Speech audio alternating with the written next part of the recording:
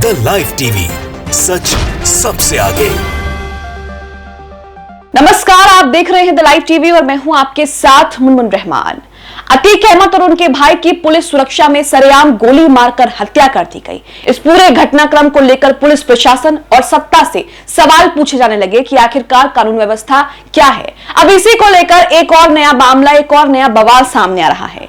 अतीक अहमद की एक तस्वीर सोशल मीडिया पर जमकर वायरल हो रही है। मुद्दा यह नहीं है कि अतीक अहमद की तस्वीर वायरल हो रही है, मुद्दा यह है कि अतीक अहमद की बीजेपी नेता के ससुर के साथ तस्वीर वायरल हो रही है, जिसके बाद बीजेपी कनेक्शन जो है इस पूरे मामले में जोड़ा जा रहा है। समाजवादी पार्टी ने बकायदा एक ट्वीट करके कई तरह के आरोप जो हैं वो बीजेपी पर लगाए हैं और इसी के साथ यह भी कहा है कि बीजेपी ने ही अतीक अहमद को मरवा दिया। इस तरह के गंभीर आरोप जो हैं वो समाजवादी पार्टी बीजेपी पर लगा रही है। पूरा मामला आपको बताते हैं। सबसे पहले तो आप वो तस्वीर देखिए, तस्वीर एबीपी ने यहां पर शेयर की है।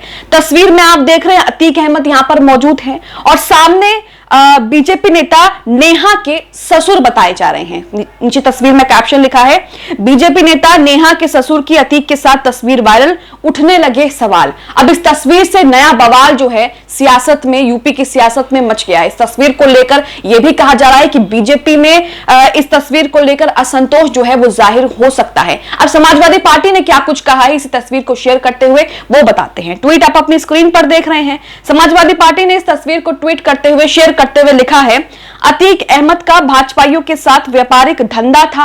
वो भाजपाई जो बसपा में थे और अब भाजपा में हैं। उन्हीं नेताओं ने अतीक की सेटिंग बीजेपी में करवाई। मिलजुल कर सब धंधा कर रहे थे, पैसे का लेन देन था, राज-फाश का डर था, बीजेपी ने मरवा दिया। योगी राज में ना हत्याकांड की जांच होगी ना राज खुलेगा। तो यहां पर समाजवादी पार्टी अतीक अहमद का कनेक्शन बीजेपी से जोड़ रही है। उनका कहना है कि अतीक अहमद और बीजेपी नेताओं की सेटिंग थी, खुलेआम जो है व्यापारिक काम किए जा रहे थे, व्यापारिक धंधे किए जा रहे थे और इसका राज फाश ना हो जाए इसलिए बीजेपी ने अतीक अहमद को मरवा दिया।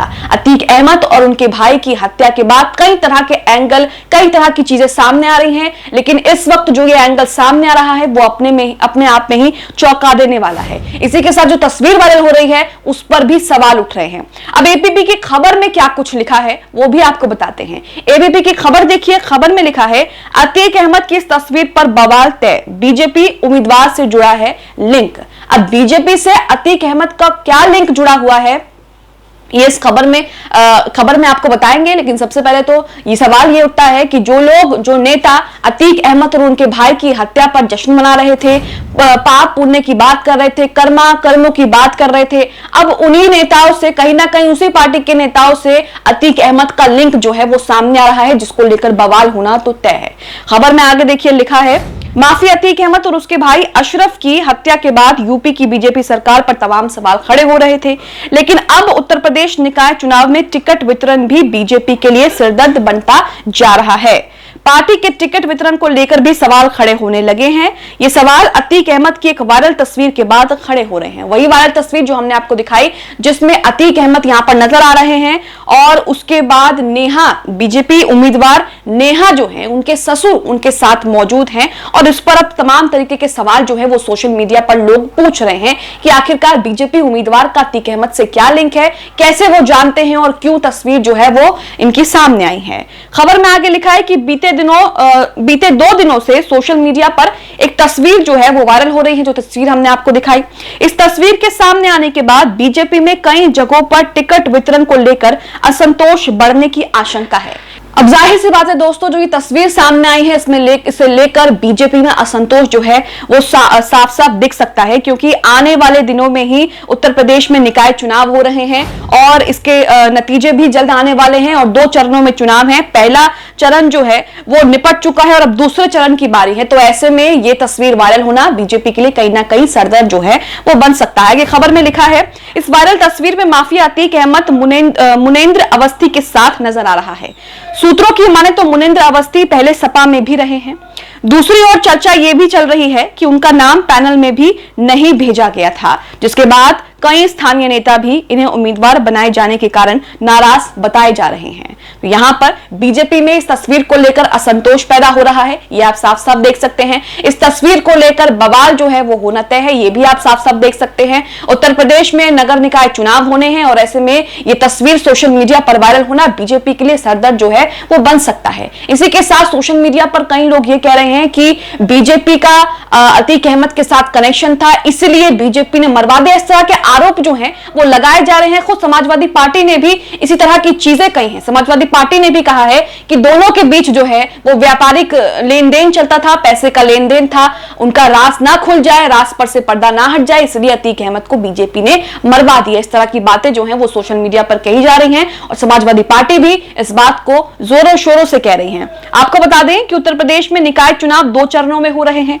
पहले चरण के अंतर्गत 13 अप्रैल से ही नामांकन जारी है, जबकि सोमवार को नामांकन का अंतिम दिन था। इसके बाद मंगलवार से दूसरे चरण के लिए नामांकन शुरू होगा। इसके बाद राज्य में 4 मई और 11 मई को वोटिंग होगी, जबकि 13 मई को नतीजे आएंगे। तो यहां पर आप देख सकते हैं कि अतीक अहमद और उनके भाई की पुलिस सुरक्षा में टाइट सिक्योरिटी कही जा रही थी, पुलिस सुरक्षा में हत्या कर दी गई। 9 से 10 राउंड फायरिंग की गई और उसके बाद उनकी वहीं पर मौत हो गई। और इसी के साथ कई तरह की चीजें सामने आने लगी, कई तरह के सवाल प्रशासन पर खड़े होने लगे, पुलिस प्रशासन पर भी कई तरह के सवाल खड़े हुए। उसके बाद एक खुलासे जो है वो सामने आ रहे हैं। हालांकि इस पूरे मामले को लेकर एसआईटी जो है सीएम योगी ने गठित कर दी है, लेकिन उसके बावजूद भी प्रशासन और सरकार से सवाल जो है वो तेज हो रहे हैं। सवाल तो उठते हैं जिनका जवाब प्रशासन और सरकार को ही देना पड़ेगा। इसी के साथ दोस्तों, इस हत्याकांड के बाद कई तरह के सवाल खड़े होते हैं। जो 3 हमलावर हैं, कहा जाता है कि वो गरीब हैं, गरीब परिवार से हैं, बड़ी ही मुफलिसी में उन्होंने अपना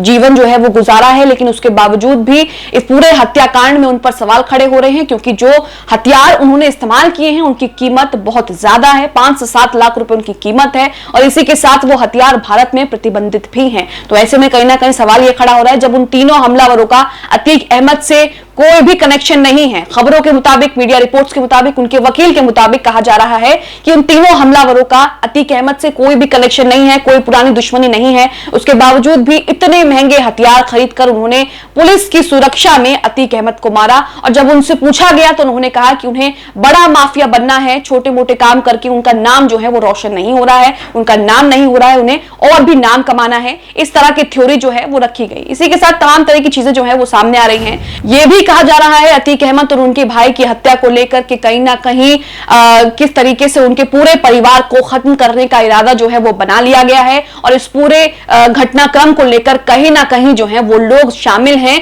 जो अतीक अहमद और उनके परिवार को निशाना बनाए हुए हैं और उनके परिवार को खत्म करने का जो है वो इरादा बनाए हुए हैं। इसी के साथ उनके बेटे का एनकाउंटर कुछ ही दिन पहले हुआ, उसके बाद उस पर भी सवाल उठे और अब अतीक अहमद और उनके भाई अशरफ अहमद की हत्या को लेकर तमाम तरीके के सवाल जो है वो यूपी प्रशासन पर खड़े हो रहे हैं। आप इस खबर को लेकर जिस तरीके से अतीक अहमद की बीजेपी नेता के ससुर के साथ तस्वीरें वायरल हो रही हैं, सोशल मीडिया पर कहा जा रहा है कि अतीक अहमद का बीजेपी के साथ कनेक्शन था, इसलिए बीजेपी ने उसको मरवा दिया। इन सबको लेकर क्या सोचते हैं, क्या प्रतिक्रिया रखते हैं, हमें कमेंट बॉक्स में कमेंट करके जरूर बताएं।